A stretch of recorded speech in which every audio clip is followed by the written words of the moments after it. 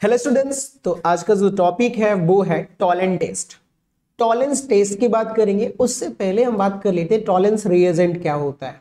ठीक है, तो बेसिकली जो टॉलेंस रिएजेंट है ना, उसको हम यूज करते हैं एल्डिहाइड और कीटोन को डिस्टिंग्विश करने के लिए। उसमें भी अल्फा हाइड्रोक्सी कीटोन जो है वो आपका टॉलेंस टेस्ट देता है, पॉजिटिव टेस्ट देता है।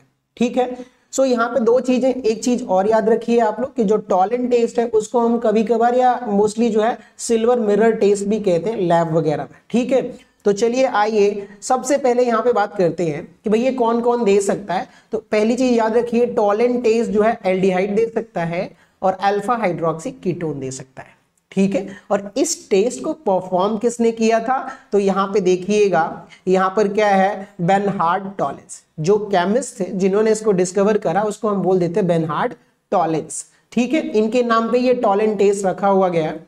अब एक चीज यहाँ पे एक और खास बात है कि इस टॉलेंस टेस्ट में यहाँ पे आप देख रहे हो रेड कलर में कि यहाँ पर जो बीकर है, सॉरी कॉनिकल फ्लास्क है, इस पे क्या हो रहा है, सिल्वर डिपॉजिट हो गया, यानी कि सिल्वर रिड्यूस हो जाता है। ठीक है, सो चलिए अब हम लोग बात करते हैं टॉलेंस रिएजेंट होता क्या है या टॉलेंस टेस्ट में बेसिकली। सो यहां पर जो टॉलेंस टेस्ट है दोस्तों, उसको हम बोल देते हैं silver mirror test and is a qualitative analysis. Lab में हम इसको इसलिए यूज करते हैं डिस्टिंग्विश करने के लिए कि कौन सा कंपाउंड आपका एल्डिहाइड है और कौन सा कीटोन है। अगर कीटोन होगा तो वो टॉलेंस टेस्ट नहीं देगा, नेगेटिव टेस्ट देगा। समझ में आ रही है बात। अगर एल्डिहाइड होगा तो टॉलेंस टेस्ट देगा और जो टेस्ट ट्यूब होगा उसके वॉल पर जो है ना सिल्वर डिपॉजिट हो जाएगा और एक सिल्वर लेयर बन जाएगी जिसको हम लोग बोल देते हैं सिल्वर मिरर। ठीक है, सो आइए यहां पर शुरू करते हैं, देखते हैं। तो अगर मैं आपसे ये कहूं कि मेरे पास एक टेस्ट ट्यूब है, यहां पे देखिएगा ये क्या है बताइए बच्चों, टेस्ट ट्यूब है, टीटी मतलब टेस्ट ट्यूब, और इसमें आपने कोई क्या कर दिया बताइए, RCHO, कोई एल्डिहाइड कंपाउंड ऐड कर दिया और साथ में आप ट्रीट कर रहे हो, किसे ट्रीट कर रहे हो बताइए, टॉलेंस टेस्ट।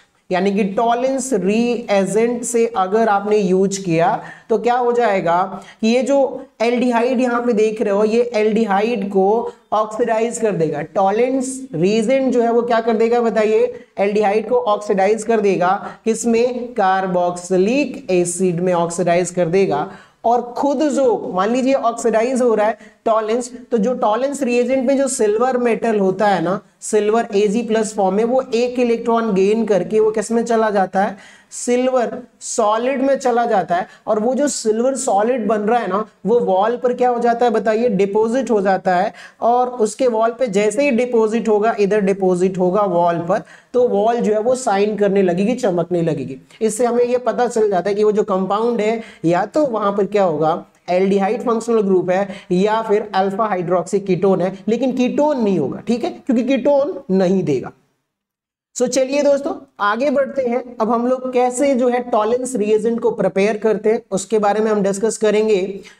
तो यहां पे आ जाइए, आप लोग देखिएगा, सबसे पहले क्या होगा कि आपके पास क्या होना चाहिए, सिल्वर नाइट्रेट। आप एक काम करिए, सिल्वर नाइट्रेट ले लीजिए और अमोनियम हाइड्रोक्साइड में जैसे ही आप मिक्स करोगे और थोड़ा सेक करोगे तो आपको सिल्वर ऑक्साइड मिलेगा और यहां पर मिलेगा अमोनियम नाइट्रेट। ठीक है, फिर थोड़ा सा उसमें क्या करिए, सिल्वर ऑक्साइड में अगर आपने अमोनियम हाइड्रोक्साइड मिक्स किया तो वहां पर एक कॉम्प्लेक्स मिलता है। यहां पे ध्यान से देखिएगा, यहां पे क्या हो गया, सिल्वर और यहां पर NH3 लिगेंड का, ठीक है, कोऑर्डिनेटेड कॉम्प्लेक्स मिलता है, यानी कि सिल्वर अमोनिया कोऑर्डिनेटेड कॉम्प्लेक्स मिलता है। इसी डाई एमाइन सिल्वर कॉम्प्लेक्स को जो है ना दोस्त, हम लोग क्या बोल देते हैं बताइए, टॉलेंस रिएजेंट। क्या बोलेंगे, एक बार फिर से बताइए बच्चों, इसको हम लोग बोलेंगे टॉलेंस रिएजेंट। ठीक है, सो यहां पर बेसिकली क्या है, AgNH3 ट्वाइस प्लस जो है ये आपका टॉलेंस रिएजेंट है। और इसका वर्क फंक्शन क्या है वो भी आप लोग नोट कर लीजिए, ये काम करता है माइल्ड ऑक्सीडाइजिंग एजेंट की तरह। कैसा काम करेगा बताइए, माइल्ड ऑक्सीडाइजिंग एजेंट की तरह।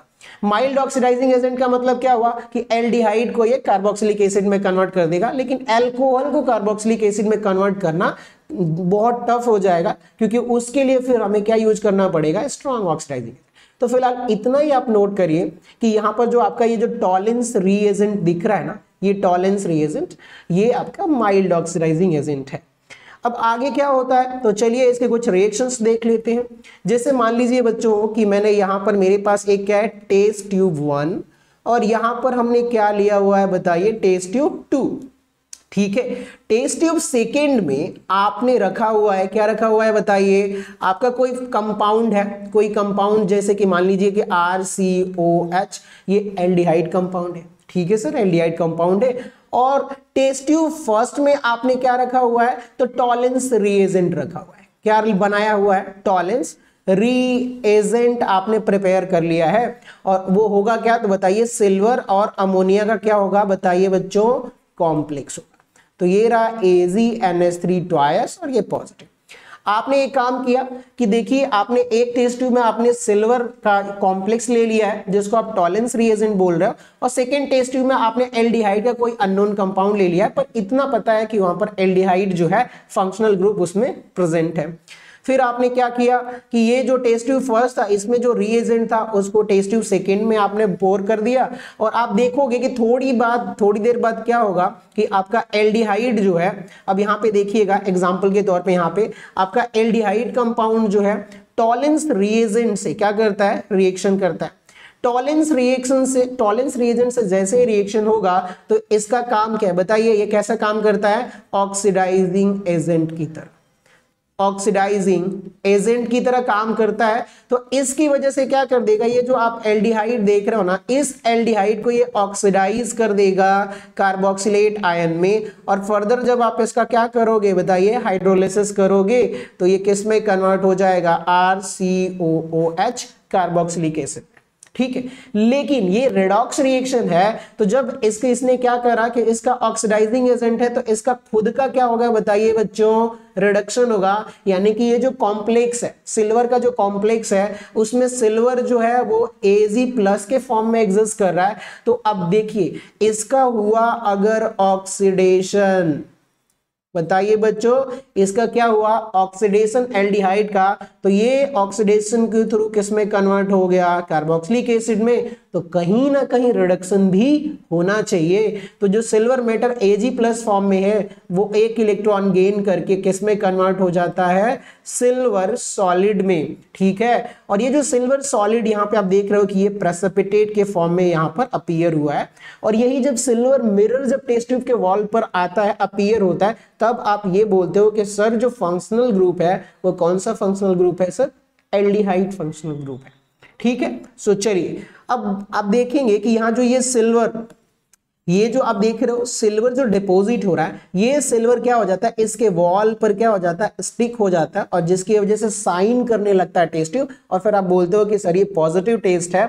और इसी की वजह से सिल्वर वॉल पे अपीयर होने की वजह से इसका एक और नाम हम दे देते हैं दोस्तों, उसका नाम क्या बताइए, सिल्वर मिरर टेस्ट। मिरर हम इसलिए यूज करते हैं कि इतना अच्छा सिल्वर डिपॉजिट होता है, कंटिन्यूअस डिपॉजिट होता है, कि अगर आप चाहो ना तो इस पे आप अपना फेस भी देख सकते हो, मिरर की तरह काम करने लगता है। ठीक है, सो चलिए ये बेसिकली एल्डिहाइड को डिटेक्ट करने के लिए हम बनाते हैं। अब आगे बढ़ते हैं, कुछ रिएक्शंस हम देख लेते हैं बच्चों। सो चलिए आ जाइए, यहाँ पे देखिएगा एक हमने रिएक्टेंट लिया हुआ है और इसको हम ट्रीट करें टॉलेंस रिएजेंट से। बताइए यहाँ पर ये कौन सा फंक्शनल ग्रुप है, एल्डिहाइड फंक्शनल ग्रुप, तो यहाँ पर ये सिल्वर मिरर टेस्ट देगा। यस, ये एलिफेटिक एल्डिहाइड हो चाहे एरोमेटिक एल्डिहाइड हो, दोनों के केस में पॉसिबल है। यहाँ पे देखिए ये एल्डिहाइड ग्रुप है, एरोमेटिक एल्डिहाइड, ओबियसली ये सिल्वर मिरर टेस्ट देगा। यहाँ पर देखिए ये कीटोन है, लेकिन अल्फा हाइड्रोक्सी कीटोन, नोट करिए कौन सा कीटोन होना चाहिए, अल्फा हाइड्रोक्सी आपका अगर कीटोन है तो ये भी अगर टॉलेंस रिएजेंट से आप टेस्ट करोगे तो ये देगा silver mirror test. I hope आप लोगों को समझ में आया होगा। Thank you for watching.